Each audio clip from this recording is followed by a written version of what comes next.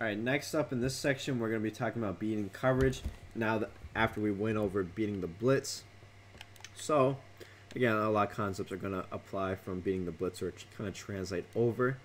Again, and we covered this in the beginner's manual a good bit, but again, if you're having trouble beating coverage defense, it's because you're not attacking the sidelines enough.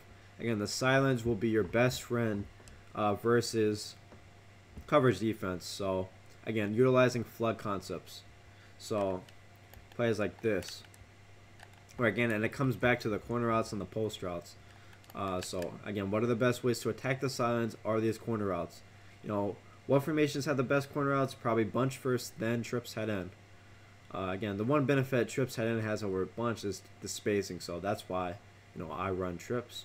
But, again, just to reiterate, sidelines will be your best friend in attacking coverage defense. So again, that's all about isolating this solo side defender. So again, we know that if there's only one guy, you know, over there on the sideline, again, what are we gonna do? We're gonna attack him with a 2v1 matchup. Run two receivers in his area, you know, at different depths. So again, here we're just basically waiting. You know, is he gonna go low? Is he gonna go high? And again, once this single defender makes the decision that he's gonna go low, that's when we throw the corner out again. Just got shedded there, but again, we had the corner out wide open there. Again, you want to be doing this, you know, to both sides. Again, we'll cover that more in the next section, but. Again, you get these corner routes in your game. Isolate the solo side zone defender. Again, there's only going to be in stock cover 2, stock cover 3, stock cover 4. There's only going to be one sideline defender dedicated to each side of the field. So again, we want to attack him by flooding his area of the field by attacking at different depths. So again, I know in the beginner's manual we did this with more with flats, but again, you'll see a lot of pros do this with you know, drag routes instead, and that works as well. Again, the drag route kind of acts as like a flood because again, instead of like the flat, it's gonna run to the short flat. So and kind of the benefit of the drag too is you can also throw it early over the middle of the field. So that's why a lot of people use the drag route instead. So again, right here, again, I had the corner route.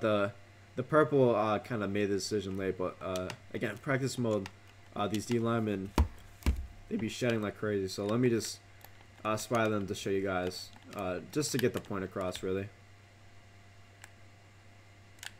And as you can see here, it's all about waiting for,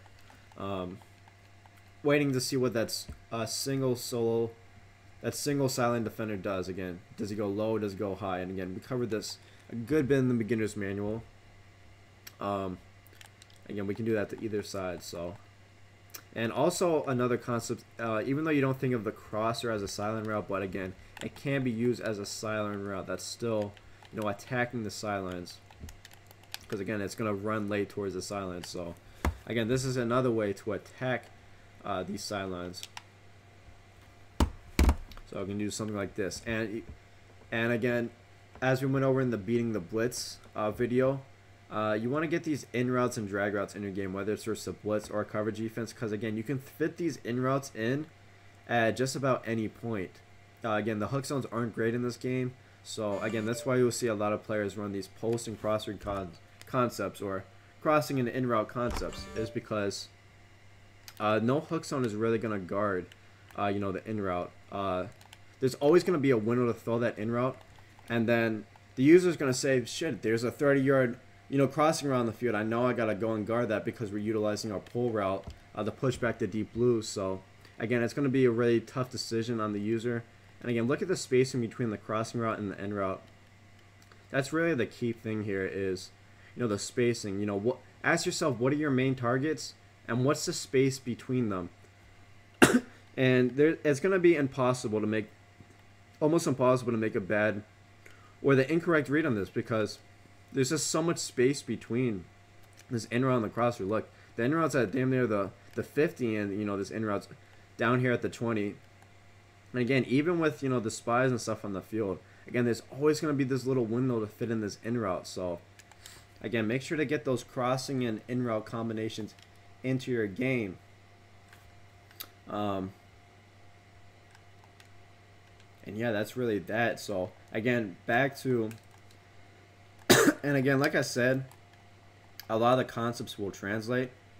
So even like for the being the blitz, and that's why this concept is so popular, because it's going to be good versus the blitz and coverage defense. So again, so even on a little concept like this, where you block tight end, again, we had that drag and that post route.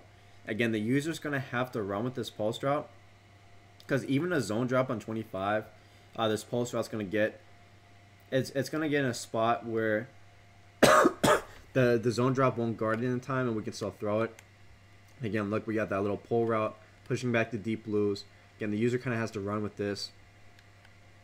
And also what we're kind of creating here is a little flawed concept on the right, because, excuse me, because we have a wheel route and a drag running at different depths, attacking the sideline. So this solo sideline defender has to decide, you know, do I go with the wheel, do I go with the drag? Again, he's going to follow the drag. I mean, he's going to follow the wheel, opening up the drag. And again, really, we could have even lowballed the drag at this point right here. So we can throw the drag here. We can throw the drag at this point. So that's why, again, you know, these post and drag concepts are so effective. You know, the post routes have to be usered. You know, as we talked about in our base plays, that's why we want to get those crossers and posts in the game. And then the drag can kind of be thrown at just about any point over the short middle of the field. So that's where you're going to see these crossing and drag concepts so much.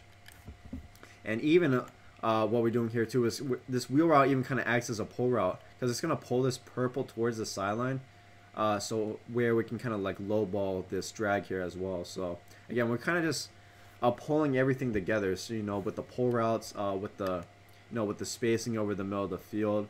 So again, as these courses keep going on and progress, again, you're going to see a lot of concepts coming together, and you know, things are going to start to click.